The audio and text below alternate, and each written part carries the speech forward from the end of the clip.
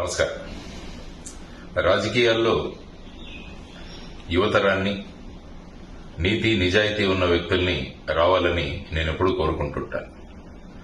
ఒక వ్యాపారంలో ఒక వ్యక్తి నష్టపోతే ఆ వ్యాపారి నష్టపోవచ్చు, లేకుంటే కొంతమంది నష్టపోవచ్చు.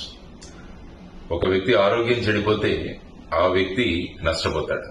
కానీ రాజకీయాల్లోకి మోసగాళ్లు, స్వార్థపరులు, అవినీతితో కూడిన వాళ్లు వస్తే మొత్తం సమాజమే నష్టమవుతుంది.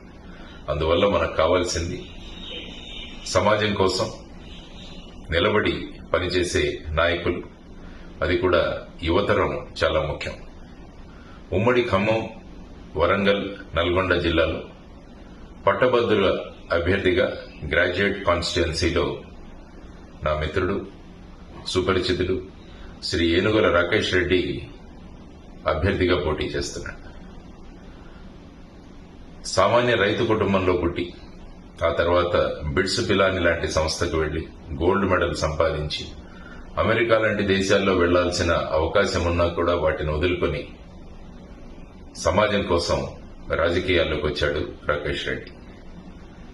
వరదల సమయంలో కానీ మిగతా అనేక సందర్భాలలో యువతరానికి ఉద్యోగాలు కల్పించడంలో ముందడుగు వేస్తూ సమాజానికి ఎంతో పాటుపడ్డాడు